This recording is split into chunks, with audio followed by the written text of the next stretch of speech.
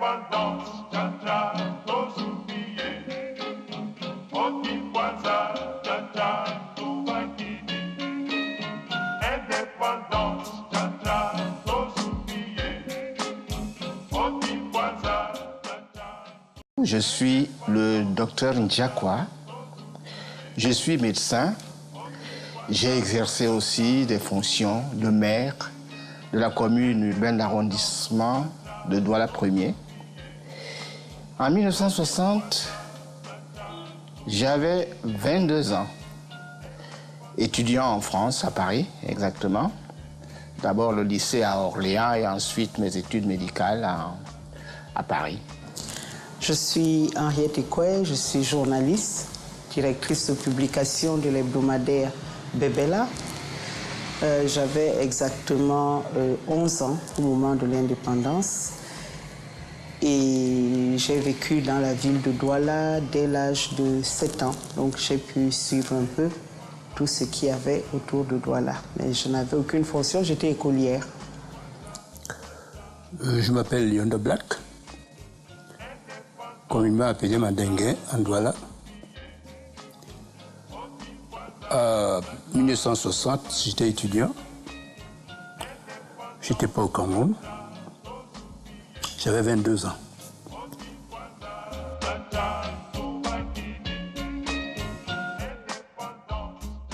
J'étais militant de plusieurs associations comme la FEANF, la Fédération nationale des étudiants d'Afrique, et ensuite l'UNEC, l'Union des étudiants camerounais, Camerounais avec K. Conscience de l'indépendance, parce que nous, on disait plutôt que c'était une passation de service. C'était l'indépendance octroyée, donnée. Donc, on n'était pas si fiers que ça, parce qu'il y avait d'autres peuples d'Afrique qui n'étaient pas libres. La lutte devait donc continuer. Et en plus, il faut dire que j'étais pris par mes études, donc je n'étais pas tellement focalisé, je n'ai même pas participé à la fête quand il y a eu une indépendance au Cameroun. D'autant plus que c'était un peu, ça se confondait avec le 1er janvier. J'avais conscience qu'on vivait une période historique et j'ai été très fière de cette indépendance pour la simple raison que les années 50 et la fin des années 50 a été très tourmentée, très vivante aussi. Il y a eu des journaux qui ont été créés, il y avait des débats et dans mon entourage immédiat, il y avait des grands-parents qui venaient, qui étaient germanophiles, qui étaient contents qu'on aille à l'indépendance parce qu'ils allaient renouer avec l'Allemagne, d'autres qui avaient des comptes à régler avec la France, etc. Et donc on avait tout un bouillonnement de conversations, d'idées autour de la maison et même à l'école qui faisait en sorte qu'on ne pouvait que parler de l'indépendance. On en parlait partout. Évidemment, dans les bars, on entendait indépendance, tcha-tcha depuis tous les jours. Donc, la période de l'indépendance a été très riche. Et tout naturellement, quand l'indépendance arrive, nous sommes fiers. Nous, les écoliers ont été dopés à célébrer cette indépendance. C'est un avenir meilleur qu'on nous promet. Et nous chantons à plein poumon l'hymne national qui vient d'être adopté. Donc, on était très fiers. Oui, je me suis senti fier de cette indépendance pour laquelle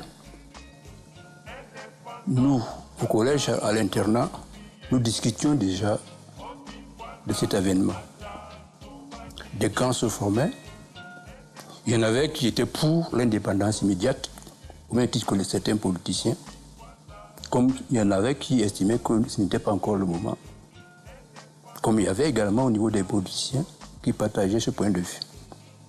On retrouvait ces traces dans les internats quand je partais du Cameroun.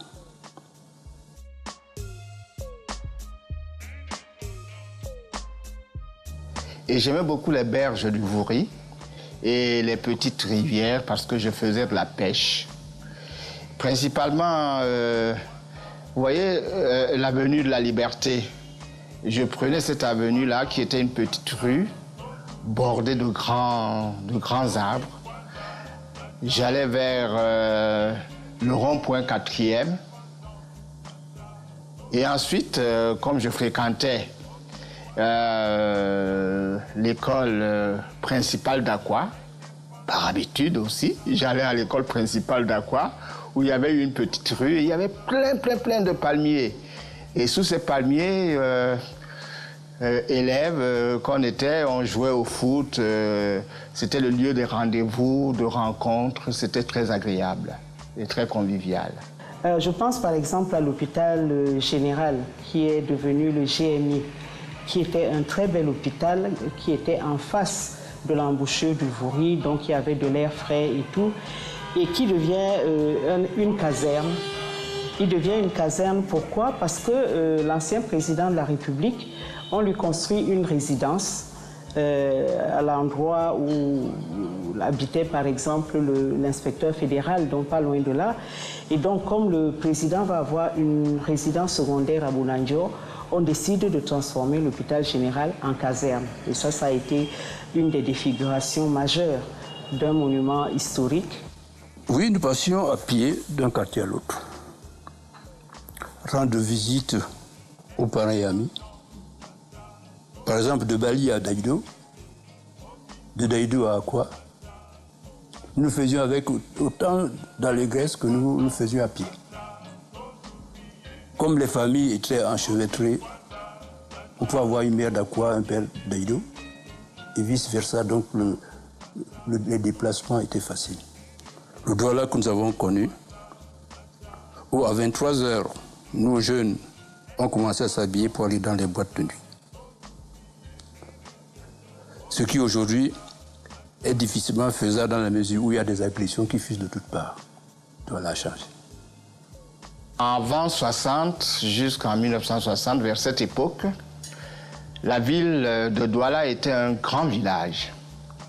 C'était un village qui n'était pas barricadé comme maintenant, où il y a des barrières et tout. Donc, pour moi, c'était un village où tout le monde se côtoyait, où tout le monde se connaissait et tout.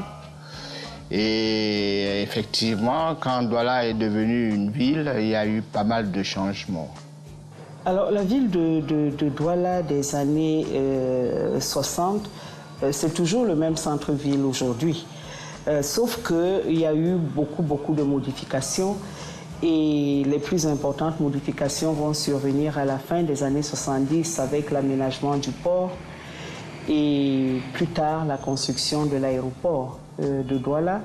Et donc nous avons connu plusieurs phases de transformation. Il y a également le fait que les arbres commencent à disparaître de la ville de Douala alors que le centre-ville colonial était très boisé. On pouvait aller de Bounanjo à Daïdo sans transpirer. Et donc, à partir d'un certain moment, il y a la fièvre foncière qui arrive à Douala et qui va un peu sacrifier les questions d'environnement. Oui, Douala, c'était une ville calme. Les gens étaient affables. Ils vivaient par quartier, passant des soirées dehors à bavarder entre voisins. Les vieux à raconter des contes aux enfants sous la lumière des réverbères et les écoliers qui en profitaient ainsi pour apprendre leurs leçons. Dans la journée, les enfants pouvaient jouer en toute sécurité devant les portails, noirs comme blancs. Et aujourd'hui, on vit en vase clos, enfermés derrière des clôtures qui font des résidences, des forteresses. Ce qui ne ressemble pas,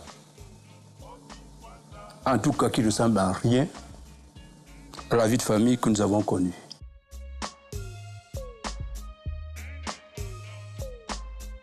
Je considère une ville, moi, comme un lieu de mémoire qui doit porter une certaine histoire. Et ces bâtiments-là sont les stigmates de ceux qui nous ont dirigés, que ce soit les des bâtiments ou des lieux symboles de l'Allemagne, que ce soit les bâtiments ou les monuments laissés par les Français, je crois que ce sont des lieux qu'il faut respecter parce que ça porte l'histoire de cette ville. Je pense que ça fait partie de l'histoire. Alors, le monument Leclerc a même une histoire parce que dans les années 70, j'étais étudiante j'étais en France, je n'étais plus étudiante. Et il y a eu un concours du plus beau monument de Leclerc organisé par les anciens combattants. Et c'est le monument de Douala qui avait gagné le trophée, qui a été remis à celui qui l'a fait, malheureusement, j'en ai oublié le nom, par la veuve Leclerc, qui était la maréchale Leclerc de Haute-Cloque. Donc ce monument est très beau, il est très fin, mais ça pose problème lorsque, à côté de ces monuments-là, il n'y a aucun monument qui symbolise aussi les luttes patriotiques nationalistes qui remontent à la fin du 19e siècle. Il ne faut pas oublier que les premières pétitions commencent à tomber au Reichstag, qui est le Parlement allemand, à la fin du 19e siècle et au début du 20e siècle. Donc on n'a pas de monument de ces héros-là, Douala Mangangu Sodine, on n'a pas leur monument, et Oumiobe, évidemment. Je pense que les pouvoirs publics ont un peu peur de la symbolique des monuments qui peuvent cristalliser des périodes d'histoire et peut-être, en renforçant le sentiment nationaliste, remettre en cause celui de ceux qui sont au pouvoir, malheureusement. Malheureusement, il n'y a pas de bâtiment ou monument qui évoque ou symbolise la République indépendante. À quoi que les Camerounais n'ont pas considéré cet événement comme un tournant de leur histoire. Et c'est déplorable.